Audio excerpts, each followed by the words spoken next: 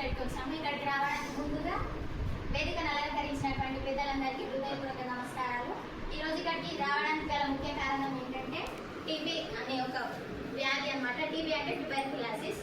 దీని తెలుగులో మనం క్షయవ్యాధి అని చెప్పుకుంటాం. ఇది ఒక బ్యాక్టీరియా ద్వారా మనకి సంక్రమిస్తుంది. ఆ బ్యాక్టీరియా పేరు వచ్చేసి మైకోబాక్టీరియం ట్యూబర్క్యులోసిస్. ఇది ముఖ్యంగా మన ఊపిరితిత్తులను ఎఫెక్ట్ చేస్తుంది అన్నమాట. అంటే లంగ్స్ని మనం శ్వాస తీసుకోవడం వల్ల ఈ టీబీ ఉన్న వాళ్ళు తుమ్మినప్పుడు కానీ తగ్గినప్పుడు కానీ వాళ్ళ నుంచి వచ్చే తెమ్మడ తుంపర్ల నుంచి ఈ వైరస్ అనేది మనకి వస్తుంది. నా పేరు డాక్టర్ కళాజ్యోతి. నేను ట్రైబల్ మెడికల్ కాలేజ్ షాద్నగర్లో మైక్రోబయాలజీ ఫ్యాకల్టీగా చేస్తున్నాను.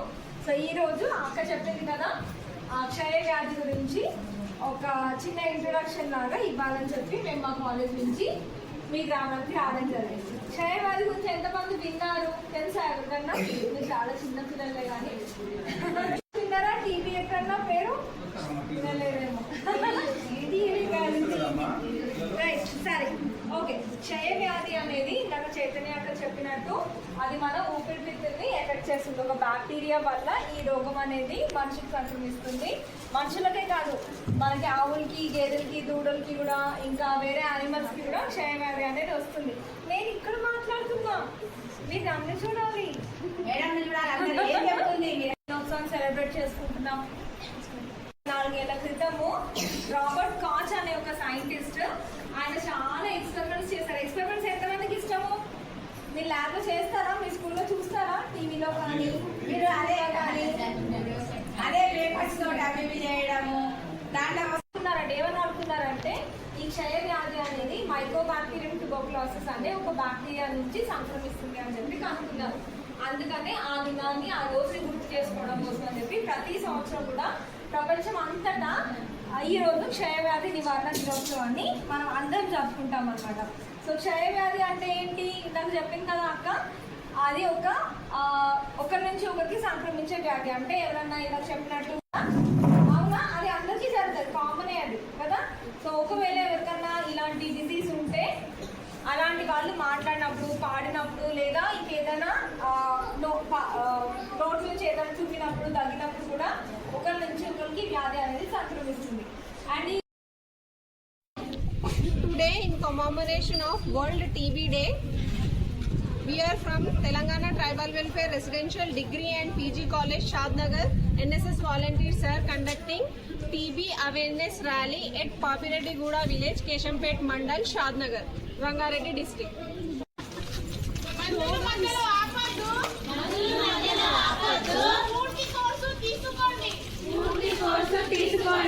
ఆరోగ్యమే మహాభాగ్యం, ఆరోగ్యమే మహాభాగ్యం, క్షయాన్ని దూరం పెట్టండి, క్షయాన్ని దూరం పెట్టండి. రెండు వారాల వరకు ఉంటే ఆలస్యం వాటర్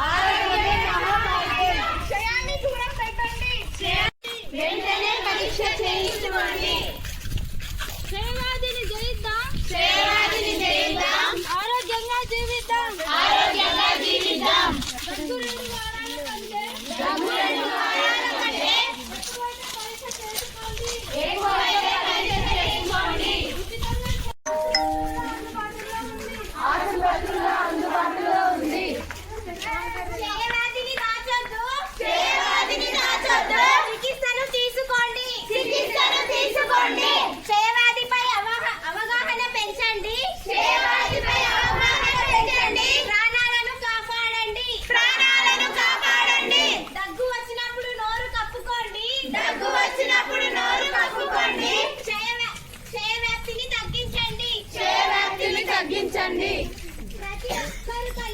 ప్రతి ఒక్కరు కలిసి క్షయాన్ని నిర్మూలిద్దాం. క్షయవ్యాధిని దాచొద్దు.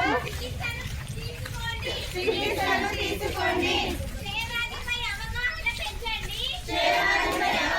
పెంచండి. ప్రాణాలను కాపాడండి. ప్రతి ఒక్కరు కలిసి